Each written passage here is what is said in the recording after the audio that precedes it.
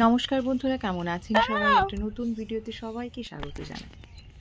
আজ হলো ২৩শে জানুয়ারি, আজ বৃহস্পতিবার। তো আজকে চললাম আপনাদেরকে সঙ্গে নিয়ে, সেটা হচ্ছে আমার মামার বাড়ি। এটি বারাসাত, উত্তর বারাসাত। কারণ বারাসাত আবার বললে দুটো বারাসাত আছে, একটা দক্ষিণ দিকেও বারাসাত আছে। আমি বলছি উত্তর বারাসাতের দিকে। উত্তর বারাসাত থেকে অনেকটা যেতে হয়, তাও ধরুন বারাসাত থেকে আরও ঘন্টাখানেক। তো সেখানে রামপুর বলে একটি গ্রাম আছে, সেই গ্রামে খুব সুন্দর পরিবেশ। ছোটোবেলায় তো মা বাবার সাথে যেতাম, আর এখন বাবার বয়স হয়ে গেছে, বাবা তো যেতে পারে না, মায়ের সাথে আর ভাইয়ের সাথে ছেলেকে নিয়ে চললাম সেই গ্রামে দৃশ্য উপভোগ করতে। আর যেহেতু ছেলে ছোট থেকেই অতটা গ্রামের সঙ্গে পরিচিত নয়, আমরা যেহেতু শহরে থাকি, গ্রামের মানুষজন, গ্রামের পরিবেশ কেমন হয় কোনো কিছুই তার জানা নেই। সেই জন্য আজকের যেহেতু সুযোগ পেয়েছি, ছাড়ি কেন বলুন। আর ভাবলাম বন্ধুদের জন্য একটু সঙ্গে করে নিয়ে যাই, বন্ধুদেরকেও সাথে করে, তাহলে কেমন হয়। তো প্রথমে গাড়িতে শহরের রাস্তাঘাটই দেখাচ্ছিলাম। এখন তো আমি শহরের মধ্যে রয়েছি, এখানে নিউ টাউন রাজারহাট নাম অনেকেই শুনেছেন, আবার যারা জানেন না তাদের জন্যই বলছি। এই নিউ টাউন রাজারহাটের মধ্যে দিয়ে গেলে একটু তাড়াতাড়ি হয়, আর কিছুই না। আর আজকের যেহেতু ২৩শে জানুয়ারি স্কুল ছুটি ছিল, সকালবেলা ঘুম থেকে উঠে কোনো আসার প্ল্যান ছিল না, জানেন তো বন্ধুরা, হঠাৎ করেই ঠিক হয়েছে। আর আমি আগে থেকেই বলেছিলাম, যেহেতু এই সামনে ফেব্রুয়ারি মাস থেকেই ছেলের পরীক্ষা শুরু হয়ে যাচ্ছে, এখন আর কোথাও ঘুরতে যাব না। কিন্তু ওই বলাটাই বলা, মন যেখানে টানে সেখানে তো ছুটে যেতেই হবে। হঠাৎ করে ইচ্ছা হলো যে না, যতই যাই হোক একটু ঘুরে আসি, আর সেই সুযোগ নিয়েই বেরিয়ে পড়লাম। জানেন তো, আজ অনেক বছর পর মামার বাড়ি যাচ্ছি। আগে একটা সময় দিদিমা ছিল, দাদু ছিল। দাদুকে আমি অবশ্য চোখে দেখিনি। দিদিমা, মামা, মামি, মামা মামিরা এখনও বেঁচে আছেন, কিন্তু দিদিমা আর বেঁচে নেন। আর দিদিমা থাকলে মামার বাড়ির মজাটাই আলাদা। তবে মামা মামি যে যত্ন করে না সেটাও বলবো না, তারাও যথেষ্ট ভালোবাসে, আদর যত্ন করে। আমাদেরই যাওয়া হয় না, যেহেতু প্রত্যেকেই এখন প্রত্যেকের নিজস্ব সংসারের চাপে নিজের কাজে ব্যস্ত হয়ে যায়, তারপরে আর যাওয়া হয় না। তো আজকে সেই জন্যেই যাওয়া। আর ছেলে তো আমার বাড়ি একবার গেছিল, তখন আরেকটু ছোট ছিল, এখন একটু জ্ঞান হওয়াতে তো বললাম চল ঘুরে আসি, সেই হিসাবেই যাওয়া। মামার বাড়িতে আমরা ছোটোবেলায় পড়েছি, তাই বাড়ি মজা, কিলচর নাই মামার বাড়িতে। তো সেরকমই একটা অনুভূতি বলতে পারেন। ছোটোবেলায় অবশ্য আমি খুব একটা মামার বাড়ি পছন্দ করতাম না, তার কারণ হচ্ছে প্রচণ্ড দূরত্ব ছিল আমাদের বাড়ি থেকে মামার বাড়ির ডিস্টেন্স। আর বাসে করে তখন যেতে হতো। দেখুন, কথা বলতে বলতে মামার বাড়ি পৌঁছেও গেছি। এই যে পুকুরটা দেখছেন, এই পুকুরটার মধ্যে কত স্মৃতি আছে। ছোটোবেলায় কত স্নান করেছি, কত মায়ের বকাও খেয়েছি, কিন্তু এখন আর সেই পুকুরটা খুবই বাজে অবস্থা, কেউ স্নান টান করে না এখন। জলটাও অনেক কম আছে। আর এখানে প্রচুর গাছপালা, যেহেতু গ্রামের দিক, গাছপালা তো থাকবেই। আর যেটা বলছিলাম, আমার বাড়ি থেকে আমার বাড়ির ডিস্টেন্স অনেক দূর। এই দেখুন, এটা কি গাছ বলতে পারেন? এটা হচ্ছে কুলেখাড়া গাছ। যে পাতার রস খেলে প্রচুর রক্ত হয়, সেই কুলেখাড়া গাছ। আমরা তো শাকটা তুলে খাই, এই গাছের কাঁটাও থাকে, কিন্তু জানতাম না এটা কুলেখাড়া গাছ। মামাই দেখিয়ে দিল যে এটা কুলেখাড়া গাছ। আর যেহেতু মাসির ছাগল পোষে, গ্রামের দিকে গেলে এই ছাগল, গরু, এগুলো সব নিয়ে আপনি খুব তাড়াতাড়ি পরিচিত হতে পারবেন। এটা হচ্ছে বাঁশবাগানের ভেতর দিয়ে একটা রাস্তা। আর এই যে দুটো বাঁশঝাড় দেখতে পাচ্ছেন, আগে যখন ছোট ছিলাম আরও ঘন বাঁশঝাড় ছিল, এখন তো অনেকটা ফাঁকা হয়ে গেছে, হয়তো মামারাই কেটে দিয়েছে, অতটা জানি না। তবে এই যখনই আসি মামার বাড়িতে, তখনই এই বাঁশবাগানের পিছন দিয়ে ভিতর দিয়েই মাঠে যাওয়া রাস্তা আছে, মাঠে যাই। আর মাঠে কি কি চাষ হচ্ছে, কে কি ফসল তুলেছে সেগুলো দেখি। এখানে দেখুন আম গাছ, এটা হচ্ছিল শিরীষ গাছ, আম গাছ, কাঁঠাল গাছ, আতা গাছ, সবেদা গাছ, বিভিন্ন রকমের গাছে ভর্তি, যেগুলো দেখলে যদি গরমকালে আসা যেত তাহলে দেখতে না অলরেডি আম গাছে আম ফলে আছে, কাঁঠাল গাছে কাঁঠাল ফলে আছে।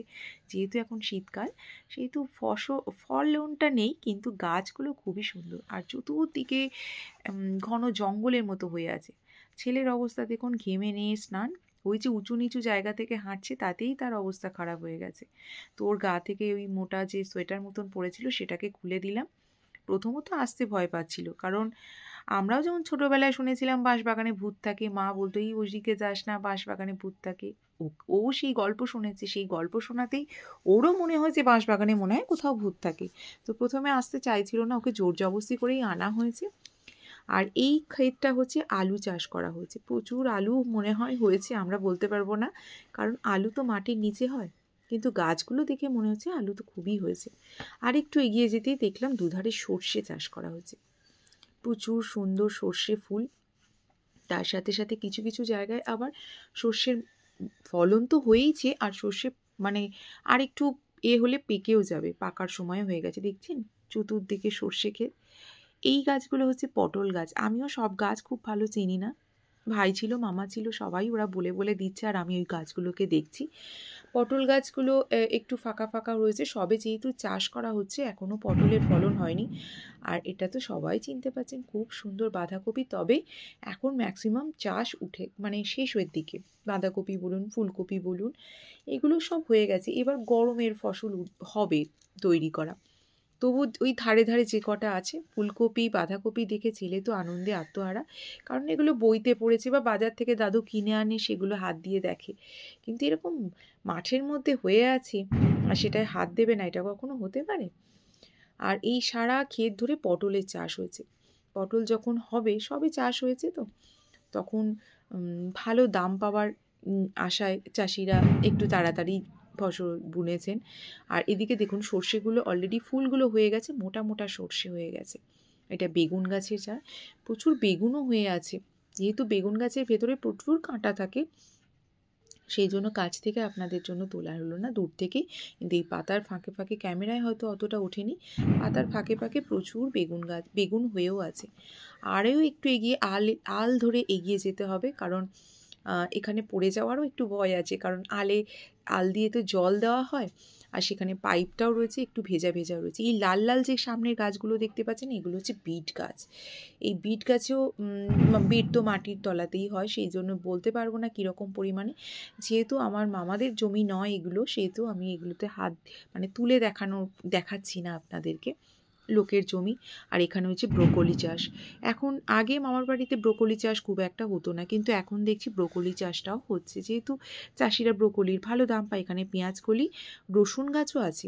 পেঁয়াজকলি তো অলরেডি অনেকগুলো হয়ে গেছে, আর এখন ছোট ছোট অল্প অল্প। এটা হচ্ছে মামা বলছিল রসুন, দাঁড়া তোদেরকে দেখাচ্ছি, কিন্তু অনেক চেষ্টা করছিল, কিন্তু মাটিটা অনেকটা নিচে চলে গেছে, মানে ফসলটা টেনে তোলা যাচ্ছিল না। এই দেখুন বিট গাছগুলো। আর ওই যে দূরে দেখতে পাচ্ছেন আপনারা, সেখানে চাষিরা ধান চাষ করছে। এখনও ধান মাটির মধ্যে বপন করা হচ্ছে, আর ওই জন্য ধান চাষের জমিতে এরকম জল থাকে। যারা গ্রামে থাকেন বা যারা জানেন চাষবাস সম্বন্ধে, তারা তো জেনেই থাকবেন যে এরকমভাবেই ধান চাষ করা হয়। আর ছেলে আর ভাই চলে যাচ্ছে আগে, ওদেরকে যত বলছি আর যেতে হবে না, আর তত শোনে না। আর দেখুন এগুলো হচ্ছে সর্ষে, ফুল তো হয়েই গেছে, আর মোটা মোটা সর্ষে, এগুলো পাকতেও শুরু করেছে। যখন পাকা অলরেডি কমপ্লিট হয়ে যাবে, পুরো কালারটা একটুখানি বাদামি বাদামি কালার হয়ে যাবে, তখন এগুলোকে ছাড়িয়ে সর্ষে থেকে তেল বার করা হবে। প্রচুর বাঁধাকপির চাষ হয়েছে, দেখতে এত ভালো লাগছিল আপনাদেরকে বলে বোঝাতে পারবো না। যদি আপনারা কাছে থাকতেন, ক্যামেরায় কতটা ধরতে পেরেছে ততটা, কিন্তু যখন আমরা সামনে থেকে দেখছিলাম, এখান থেকে আর ফিরতে ইচ্ছা করছিল, আর মনে হচ্ছিল ওখানেই বেশ কিছুক্ষণ কাটাই। তো মামা আমাদেরকে বলছিল যে চল একটু সর্ষে তোদেরকে দেখাই। এই যে সর্ষেগুলো, ওই সিডসগুলো, সর্ষের সিডসগুলো বার করে দেখাচ্ছিল। অলরেডি সর্ষের সিড তৈরিও হয়ে গেছে। তো এই দেখতে পাচ্ছেন সর্ষেটা পাকও ধরে গেছে। সারা মাঠ ধরে এরকম ঘোরা হলো।